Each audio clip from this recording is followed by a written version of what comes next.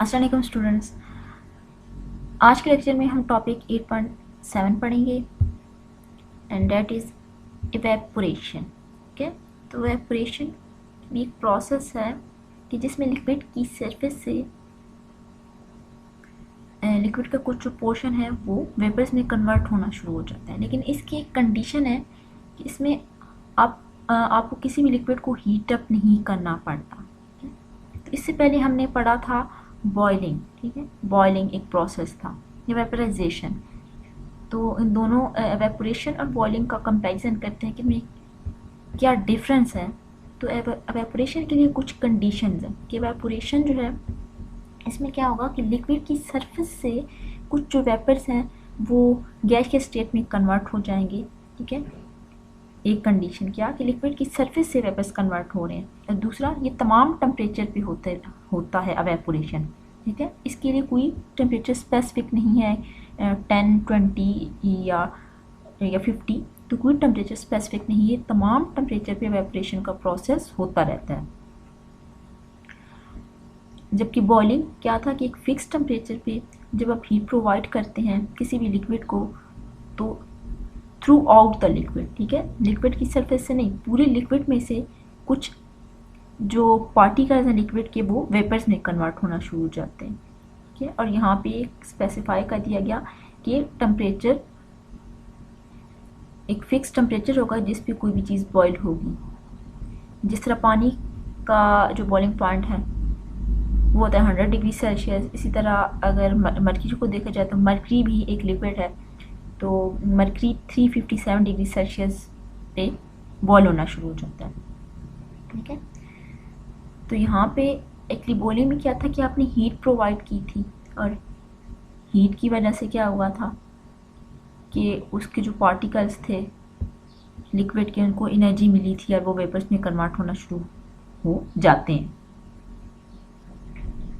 अब ये क्वेश्चन ये पैदा होता है कि एवेपोरेशन के बाद हमें कूलिंग क्यों फील होती है। ठीक है, हम जिस तरह पसीना आता है, ठीक है, तो पसीने या वैसे आपकी बॉडी गीली हुई भी है, तो अगर आप पंखे के नीचे बैठें तो आप देखिए कि थोड़ी देर के बाद आपका वो पसीना खुश्क होना शुरू हो जाएगा और आपको कूलिंग इफेक्ट फील होगा। ठीक है, तो उसके पीछे की रीज़न क्या है?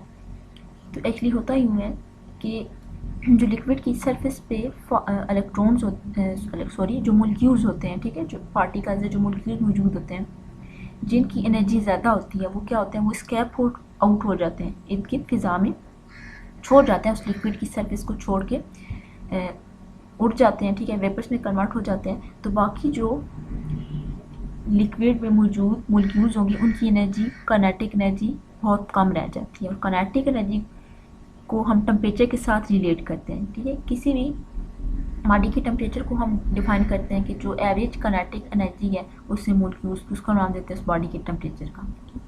तो हम ये कह सकते हैं कि जब वो जो लिक्विड की मोलिक्यूल्स रह गए थे उनकी काइनेटिक एनर्जी कम है, तो उनका क्या होगा कि चूँकि टेम्परेचर जो काइनेटिक एनर्जी पे डिपेंड करता है, तो हम ये कह सकते हैं कि उनका टेम्परेचर भी क्या होगा, कम हो जाता है। ठीक है, जो मोलिक्यूल्स रह गए हैं लिक्विड की सरफेस में उनका टेम्परेचर बहुत कम होता है, तो इस वजह से हमें जो है वो कूलिंग फील होती है। ठीक है, और उसमें हम अक्सर फील करते हैं जब हम पसीना आता है तो हमारी बॉडी ठंडा फील करती है कि जब पानी एवेपोरेट हो जाता है। इसी तरह एवेपोरेशन क्या था कि अगर गीली फर्श पे पानी पड़ा हुआ है तो थोड़ी देर बाद आप वो देखेंगे कि उड़ जाता है, या जिस तरह हम कपड़ों को वॉश करके बाहर फैला देते हैं तो थोड़ी देर के बाद उनका जो पानी है वो खुश्क हो जाता है। तो एक्चुअली उसके पीछे भी कौन सा फिनोमेना है, एवेपोरेशन का। ठीक है, तो वो जो पानी मौजूद था कपड़ों में या गीले फर्श पे, तो वो थोड़ी देर के बाद एवेपोरेट हो जाता है। एवेपोरेशन के लिए कोई स्पेसिफाई टेम्परेचर नहीं होता, ये तमाम टेम्परेचर पे एवेपोरेशन का प्रोसेस होता है। एवेपोरेशन का जो प्रोसेस वो कुछ फैक्टर्स पे डिपेंड करता है। ठीक है, कि हर टेम्परेचर पे हो तो रहा होता है, लेकिन कुछ फैक्टर्स हैं जिन पे वो डिपेंड करता है कि हो सकता है कि उन फैक्टर्स की डिपेंडेंस की वजह से एवेपोरेशन का जो रेट है वो तेज़ हो जाए। ठीक है, यानी उसकी जो स्पीड है एवेपोरेशन प्रोसेस की वो तेज़ हो सकती है। तो कुछ फैक्टर्स, कौन कौन से फैक्टर्स हैं आइए हम देखते हैं कि टेम्परेचर है, surface area, wind and nature of the liquid. Temperature ठीक है। टेम्परेचर ज़्यादा होगा तो एवेपोरेशन का रेट भी ज़्यादा होगा, ठीक है। एक सिंपल सी मिसाल है, गर्मियों में अगर कपड़े आपने धो के फैलाए हुए हैं तो वो बनिस्बत सर्दियों के बहुत तेज़ी के साथ जो है वो खुश्क हो जाएंगे, ठीक है, काफ़ी जल्दी खुश्क हो जाते हैं।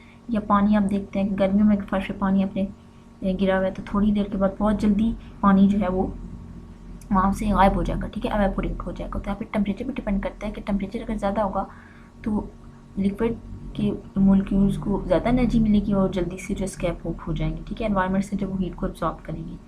दूसरा है सरफेस एरिया।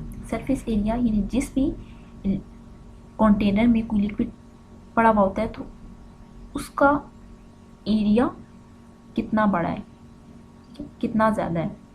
जिस तरह अगर आप खुली डिश में पानी को रखते हैं और साथ ही आप एक बॉटल में जिसका जो मुंह है या जो उसका सरफेस एरिया वो बहुत कम है उसमें रखते हैं, तो आप देखेंगे कि जो खुले बर्तन में जब आपने पानी रखा था तो उससे पानी आसानी से एवेपोरेट हो जाएगा, ठीक है, उसमें से पानी आसानी से गायब हो जाएगा, जबकि बोतल में जो पानी है वो इतनी तेज़ी से एवेपोरेट नहीं होता। तो यहाँ पे सरफेस एरिया का भी रिलेशन है एवेपोरेशन के साथ, direct link.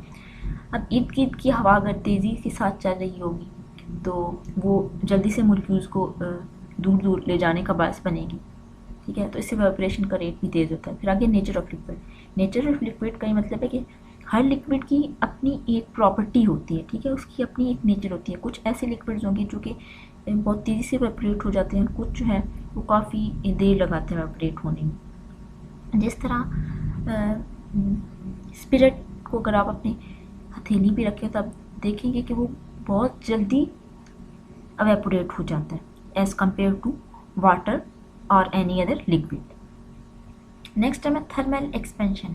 Thermal mean heat, expansion किसी चीज़ का एक्सपेंड कर जाना, फैल जाना, ठीक है, यानी चेंजेस आ जाना उसकी लेंथ के अलाउंग या उसके वॉल्यूम के अलाउंग बॉडी की शेप में जो चेंजेस आ गए। तो थर्मल एक्सपेंशन को कैसे डिफाइन करते हैं कि अक्सर ऐसा होता है कि जो डिफरेंट सब्सटेंसेस हैं, चाहे वो सॉलिड है, लिक्विड है, गैसेज हैं, ये जब उनको हीट प्रोवाइड की जाती है तो कुछ ना कुछ उनकी शेप में, उनकी लेंथ में, उनकी वॉल्यूम में चेंज आता है, ठीक है, वो फैलना शुरू हो जाती हैं और अगर उनको ठंडा किया जाए तो सिकुड़ जाएंगी। तो इस प्रोसेस को नाम देते हैं थर्मल एक्सपेंशन, ठीक है। सब्सटेंसेस कि जिनको आप हीट प्रोवाइड करते हैं तो हीट प्रोवाइड करने से चेंजेस प्रोड्यूस हो जाती हैं, ठीक है, उनकी लेंथ में, उनकी शेप में, उनकी साइज़ में या उनके वॉल्यूम में, तो उसको हम नाम देते हैं थर्मल एक्सपेंशन का। और ये अक्सर हमारे इर्द गिर्द जो डिफरेंट चीज़ें हैं, डिफरेंट सब्सटेंसेस मौजूद हैं, उनमें एक्सपेंशंस होती रहती हैं, लेकिन चूँकि वो एक्सपेंशन बहुत स्मॉल होती हैं तो हम इतना उनको नोटिस नहीं करते, ठीक है। तो एक्सपेंशन दो टाइप्स की होती है, एक होती है लीनियर थर्मल एक्सपेंशन, दूसरा वॉल्यूम थर्मल एक्सपेंशन। तो लीनियर में लेंथ के अलाउंग जो एक्सपेंशन प्रोड्यूस हुई है, ठीक है, किसी भी सब्सटेंस की लेंथ में जो चेंज आया है उसको हम नाम देते हैं लीनियर थर्मल एक्सपेंशन का। वॉल्यूम थर्मल एक्सपेंशन है वॉल्यूम में जो चेंज आएगा, वॉल्यूम में क्या आ जाएगा कि उसकी लेंथ में भी चेंज आएगा किसी सब्सटेंस की, उसकी हाइट में भी चेंज आएगा और उसकी विड्थ में भी जो चेंज आएगा उसको हम नाम देते हैं वॉल्यूम थर्मल एक्सपेंशन का। और इन दोनों टॉपिक्स को हम नेक्स्ट टॉपिक में जो है वो डिटेल से